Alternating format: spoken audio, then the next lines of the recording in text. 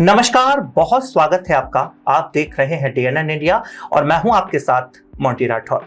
DNN India के इस खास कार्यक्रम शख्सियत में आज हमारे साथ मौजूद हैं Adinath cancer medicity unit of BR Shastri super speciality hospital के medical oncologist doctor Abhishek Nyati, जिनसे हम चर्चा करेंगे उनके सफर को लेकर और Adinath cancer medicity unit of BR Shastri से जुड़ने की कहानी को लेकर। सर, बहुत बहुत स्वागत और अभिनंदन आपका डीएनएन इंडिया के इस खास कार्यक्रम शख्सियत में।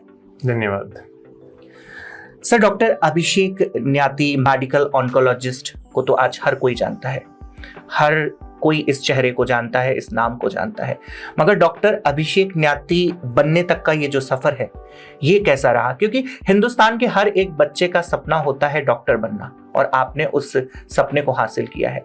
ये सफर कैसे शुरू हुआ सर?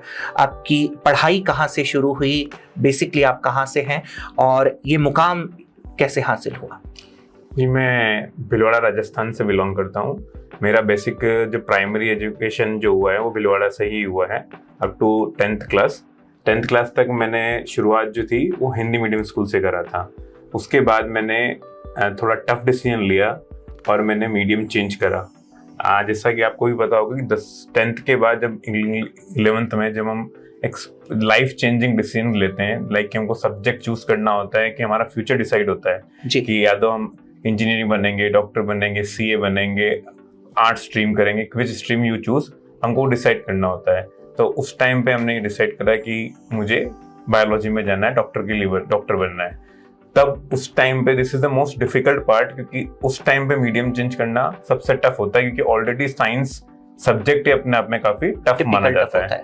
उसको देखते हुए फिर हमने मीडियम चेंज करा और मैंने उदयपुर से अपना higher secondary school 11th and 12th complete करा था। उस टाइम पे मैंने मीडियम चेंज करने के बाद 11th एंड 12th उदयपुर से कंप्लीट करा। उसके बाद मैंने 1 साल कोटा में नीट की तैयारी करी और विद फर्स्ट अटेम्प्ट में मैंने नीट में सिलेक्शन लिया। फिर मैंने मेरा जो बेसिक जो यूजी होता है, अंडर ग्रेजुएट जो होता है, एमबीबीएस जो होता है, वो मैंने एसएस मेडिकल कॉलेज जयपुर से करा था जी। उसके बाद उसी टाइम पे विद इंटर्नशिप मैं फर्स्ट अटेम्प्ट में मैंने पीजी क्लियर करा, पोस्ट ग्रेजुएशन नीट पीजी, वो मैंने आरएनटी मेडिकल कॉलेज उदयपुर से करा, सब गवर्नमेंट कॉलेज है। उसके बाद मैंने डीएम जो कि मेडिकल ऑन्कोलॉजी के लिए जो प्रिपरेशन करा था वो मैंने फर्स्ट अटेम्प्ट में क्लियर करके बीजे मेडिकल कॉलेज अहमदाबाद से मैंने डीएम मेडिकल ऑन्कोलॉजी कंप्लीट करा।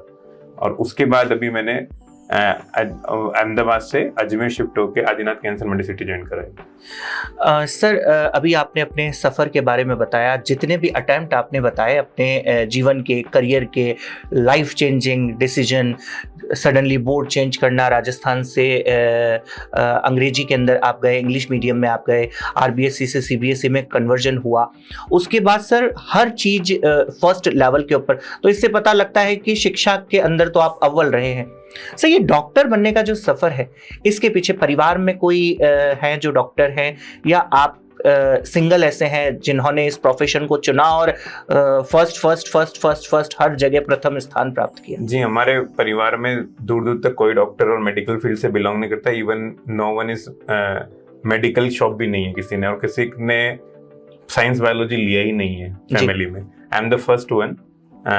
ये शुरुआत जो हुई थी, आई स्टिल क्लियरली रिमेम्बर कि जब दैनिक भास्कर न्यूज़पेपर का एक इनिशिएटिव स्टार्ट हुआ था कि उन्होंने कुछ बच्चों के ड्रीम्स के फॉर्म में एक न्यूज़पेपर में फोटो छापना स्टार्ट करा था। ये बात है 2007-2008 की जी। तब मैंने फर्स्ट टाइम पे ऐसे ही 7th क्लास के बाद जब मैंने रिजल्ट आया था, आई गॉट फर्स्ट रैंक, तो मैंने वहीं पे एज ए ड्रीम में डॉक्टर लिख दिया था। And I am not aware of कि क्या होता है डॉक्टर में, बस जस्ट सुना था। आई एम नॉट, ये भी नहीं पता था कि बस ये समझते थे भाई डॉक्टर इलाज करता है, ये नहीं पता कैसे जानना होता था, क्या जर्नी होती है, कितना टफ पार्ट होता है, ये मुझे नहीं पता था। बट ऐसे मैंने लिख दिया था। तो जब अखबार में जब वो आया, तो जो मेरे बड़े भाई हैं और जो मेरी सबसे बड़ी इंस्पिरेशन भी हैं, और वो सबसे मेरे लिए मोटिवेशन भी, उनसे बड़ा कोई मोटिवेशन भी नहीं है, तो वो और एक मेरे चाचा जी, उन्होंने कहा कि अब उनको छापा है, अगर आपने कुछ लिखा है तो उसको पूरा करके आपको दिखाना है। और उसी दिन से ये हो गया था कि मुझे डॉक्टरी में ही जाना है। तो this is the, I can say कि this is the defining moment. जी सर, अभी वर्तमान में आप अजमेर के Adinath cancer medicity unit of B R Shastri super speciality hospital में एज ए ऑन्कोलॉजिस्ट अपनी सेवाएं दे रहे हैं। सर, कैंसर का चयन करना और ऑन्कोलॉजी के क्षेत्र में आना, इसके बारे में क्या?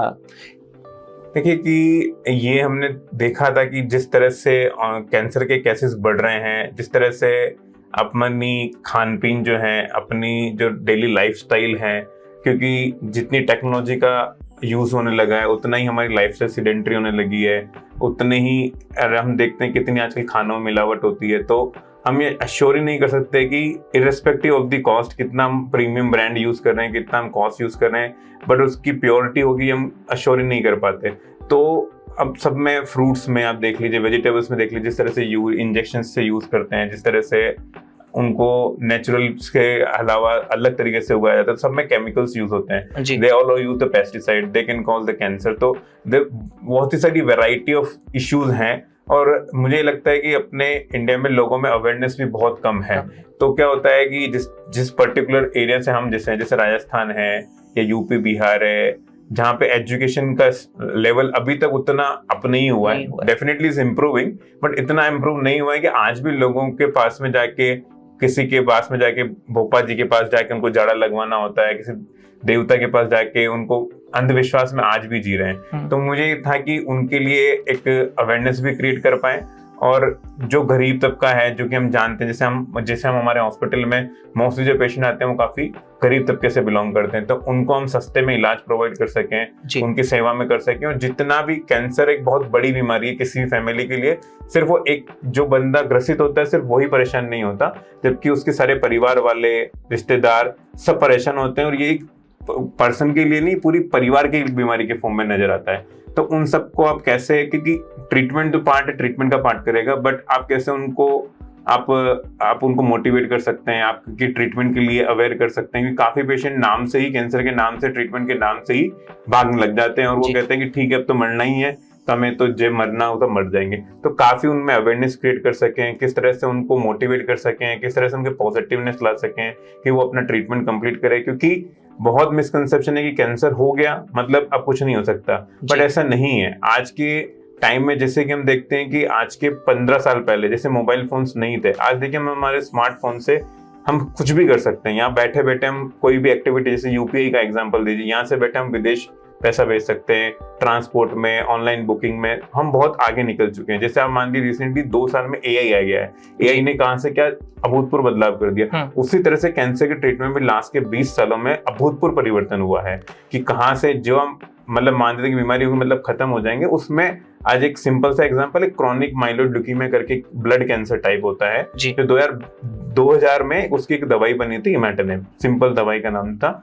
तो उससे पहले तक वो लोग 6 महीने से ज्यादा नहीं जीते थे, लेकिन अब वो लोग बिल्कुल नॉर्मल लाइफ जीते हैं उस एक दवाई के साथ में। जैसे हम डायबिटीज, बीपी की दवाई लेते हैं, वैसे ही उन दवाइयों के साथ में बिल्कुल नॉर्मल जीवन जीते हैं। तो इस तरह से काफी कैंसरों में डिपेंडिंग किस स्टेज पे डायग्नोस होता है, कौन सा कैंसर है और क्या ट्रीटमेंट हम अवेलेबल करते हैं, उसके बेस पे काफी लोगों में कैंसर मुक्त भी हुए और काफी लोग हमारे पास आते भी हैं जो बिल्कुल ठीक है। ऑल ओवर हम यदि बात करें तो अभी भी हम लोगों में कैंसर अवेयरनेस की कमी है। लास्ट स्टेज पे लोग पहुंचते हैं और उसके बाद भी लोग ये सोचते हैं कि अब इलाज संभव नहीं है। सर, आप जिस फील्ड से हैं, मेडिकल ऑन्कोलॉजी, उसका कितना महत्वपूर्ण कैंसर के अंदर योगदान है? देखिए, अब मेडिकल ऑन्कोलॉजी का बात करें तो अगर कैंसर का आप ये कहें कि सबसे कॉमन ट्रीटमेंट पार्ट है वो ही कीमोथेरेपी होता है। क्योंकि आप इंडिया में अगर पर्सपेक्टिव बात करें तो most of the patient advance stage में ही आते हैं, स्टेज 3 और स्टेज 4। तो कुछ कैंसर को छोड़ते लगभग सभी कैंसरों में कीमोथेरेपी का रोल होता है। तो मेडिकल ऑन्कोलॉजी का पार्ट सबसे बड़ा है कैंसर के ट्रीटमेंट में, क्योंकि हमारे देश में लोगों में अवेयरनेस कम है, या उनको पता होता तो भी वो अपनी बीमारी छुपाते हैं, पर्टिकुलरली स्पेशली इन फीमेल, जैसे उनको ब्रेस्ट कैंसर है, सर्विक्स कैंसर है, कुछ प्राइवेट पार्ट्स में जो कि लोग कंफर्टेबल नहीं है आज भी बात करने के रिगार्डिंग कि हम अपने परिवार वालों से ही बात कर पाएं या हम डॉक्टर के पास जाकर उनको दिखा पाएं। इतनी वो लोग अवेयरनेस नहीं है ना, वो या डरते हैं या उनको शर्म है कि हम ऐसी चीजों को कैसे बाहर निकाल लें। तो उस वजह से वो बहुत एडवांस स्टेज में आते हैं। तो जब वो 4th स्टेज पे आ जाते हैं या ऐसे स्टेज पे आते हैं जहाँ पे उनका ऑपरेशन संभव नहीं है या कुछ स्टेज पे रेडिएशन संभव नहीं किसी कारणों से, तो कीमोथेरेपी सिर्फ इकलौता ऑप्शन उनके पास बचता है। तो सबसे बड़ा रोल मेडिकल ऑन्कोलॉजी का रहता है इन कैंसर ट्रीटमेंट। सर अभी हम कैंसर की बात करें, जैसे स्टार्टिंग में आपने बताया कि खान पान बहुत पेस्टिसाइड्स दवाइयों सब्जियों के अंदर, फ्रूट्स के अंदर, मगर अभी वर्तमान में हम देखें तो छोटे बच्चों से लेकर यानी हर उम्र के अंदर कैंसर को यदि हम एक महामारी कहें तो कोई अतिशयोक्ति नहीं है भारत में। इट इज महामारी। कैंसर एक जैसे डायबिटीज कैपिटल इंडिया है, India is becoming towards a cancer capital also. जिस तरह से हमारे देश में नंबर इंक्रीज हो रहा है तो India is among the top countries. हमारी पॉपुलेशन भी ज्यादा है बट हमारे रेट जो है पर पॉपुलेशन कैपिटा भी हम बहुत आगे हैं कैंसर। तो सर ये अभी वर्तमान समय की हम बात करें तो कैंसर के जो पेशेंट्स हैं, छोटी उम्र के बच्चे जो हैं वो भी इसके शिकार हो जाते हैं। तो ये होने का क्या कारण है? कम उम्र के बच्चों में कैंसर होने का यदि हम बात करें, जैसे बहुत सारे लोगों के सवाल होते हैं, चैनल पे जो देख रहे होंगे लोग, उनके मन में भी ये जिज्ञासा होगी कि कम उम्र के बच्चों में भी अभी कैंसर डेवलप हो रहा है, तो इसका कोई मुख्य कारण या मेडिकल के अंदर अभी समझ आया हो या आप कुछ समझाना चाहते हैं? देखिए, एक सब में एक मिसकंसेप्शन होता है या सब लोगों को ये लगता है कि जैसे काफी लोग हमारे पास पेशेंट ऐसे आते हैं कि सर हम तो शराब भी नहीं पीते, हम तो बीड़ी भी नहीं पीते, हम गुटखा तंबाकू भी नहीं खाते, हम तो नॉनवेज भी नहीं खाते, फिर भी हमको कैंसर हो गया है। तो ऐसा नहीं है कि सिर्फ इन्हीं चीजों से कैंसर होता है। जैसा मैंने पहले बताया कि आजकल जिस तरह से केमिकल्स हम यूज हो रहे हैं, जो हम एयर पोल्यूशन जितना बढ़ रहा है, और काफी लोगों में क्या होता है कि इन कुछ जैसे कोई रेडिएशन का एक्सपोजर ज्यादा है, किसी का पॉल्यूशन ज्यादा है, किसी के इन खान पीन की वजह से कोई टॉक्सिक एलिमेंट लेते हैं, या कुछ में जेनेटिक भी कैंसर्स होते हैं कि पारिवारिक चेंजेस आते हैं, आनुवंशिक बदलाव आते हैं, और किसी और कारण की वजह से जिसमें कि एक परिवार में किसी में सिर्फ कुछ कण था जो कि दूसरे में एक्सप्रेस होगा तो ही कैंसर होगा। जैसे मान लीजिए वो वहां से थोड़ा सा एक छोटा सा पार्ट वो लेके आए लेकिन वो उतना एक्सप्रेस नहीं करा कि उनको कैंसर हुआ, लेकिन दूसरे में जिसमें और कोई किसी ने स्ट्राइक करा या कोई और डैमेज हुआ उससे कैंसर डेवलप हो गया। तो ऐसे बहुत सारे कैंसर्स होते हैं जो जिसमें आनुवंशिक जो फैमिलियल डिसऑर्डर्स होते हैं, हेरिडेटरी होते हैं, या अदर कारणों से होते हैं जो कि इन सिर्फ जिनका किसी अल्कोहल, स्मोकिंग या गुटखा तंबाकू से लेना देना नहीं होता। जैसे आप सिंपल सा ब्रेस्ट कैंसर है, ब्रेस्ट कैंसर में इन चीजों का इफेक्ट बहुत ही कम है। ब्रेस्ट कैंसर में जैसे कि हम ये कहते हैं कि जैसे आजकल लेट एज पे मैरिजेस होना, लेट एज पे प्रेगनेंसी होना या बच्चे नहीं होना, ये सब भी एक रिस्क फैक्टर है ब्रेस्ट कैंसर के लिए।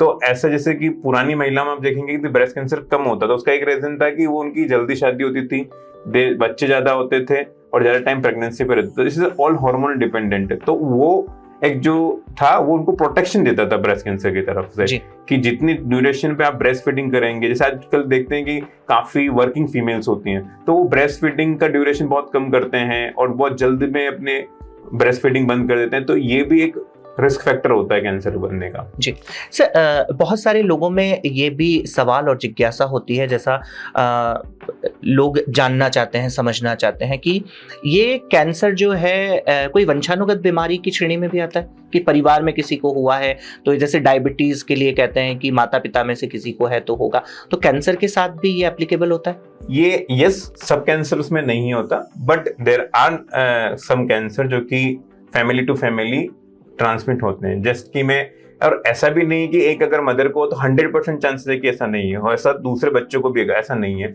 ऐसे कि मैं एक सिंपल सा एग्जांपल देता हूँ ब्रेस्ट कैंसर का, जो कि सबसे कॉमन कैंसर्स में से एक है। उसमें जेनेटिक होता है, ब्राका करके एक जीन होता है, वो ट्रांसमिट होता है। तो हम उसकी टेस्टिंग भी करते हैं पेशेंट्स में। अगर वो पॉजिटिव आता है तो हम उनके जो फैमिली मेंबर्स हैं, जो बच्चियां हैं या उनकी सिस्टर्स हैं या उनकी मदर्स हैं, जो भी नेक्स्ट जनरेशन है या सेम जनरेशन से, डिपेंडिंग की कितनी ग्रेड पे, मतलब जनरेशन कैलकुलेट करते हैं कितना क्लोज जनरेशन है, फर्स्ट जनरेशन रिलेटिव है, उनका डॉटर ही क्या है, उसके हिसाब से हम उनको स्क्रीनिंग और अदर इन्वेस्टिगेशन जल्दी की उम्र पे हम उनको एडवाइस करते हैं कि आप अपनी जल्दी एज में स्क्रीनिंग चालू कर दें। तो उनको होगा या नहीं होगा ये हम प्रेडिक्ट नहीं कर सकते। देयर इज अ चांसेस कि उसमें हो सकता है, बट डेफिनेटली होगा, हम ऐसा नहीं कर सकते। बट अगर हुआ तो हम उसको जल्दी स्टेज पे पकड़ के उसका ट्रीटमेंट कर सकें।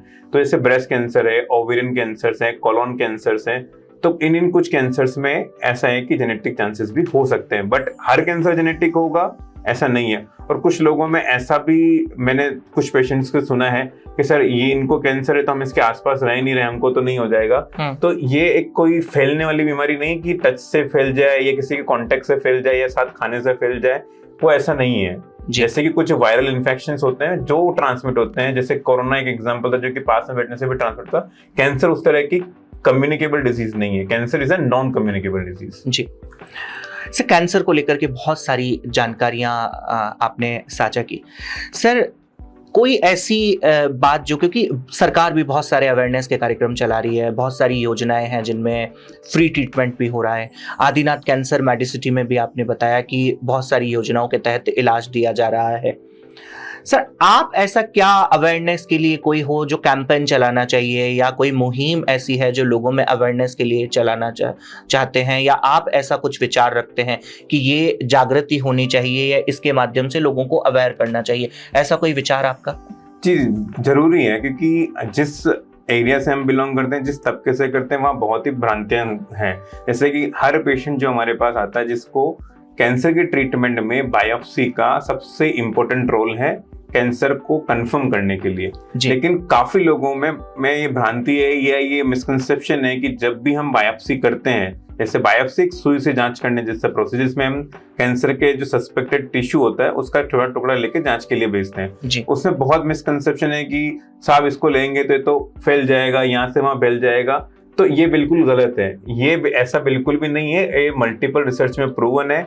बट मुझे पता है कि किन लोगों ने फैलाया हुआ है, क्योंकि यूट्यूब पे काफी ऐसे लोग हैं जो ऐसी भ्रांतियां फैलाते हैं जिनको ज्ञान नहीं है, और वो अपने यूट्यूब चैनल चलाने के लिए या अपने आप को प्रसिद्ध करने के लिए ऐसी चीजें चलाते हैं जो कि बिल्कुल साइंस के अगेंस्ट है।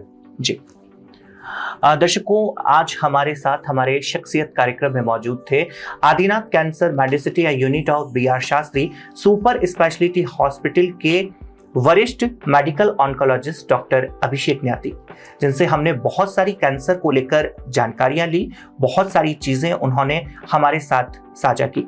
अगले शख्सियत कार्यक्रम में फिर हाजिर होंगे किसी और शख्सियत के साथ। तब तक के लिए दीजिए इजाजत। नमस्कार।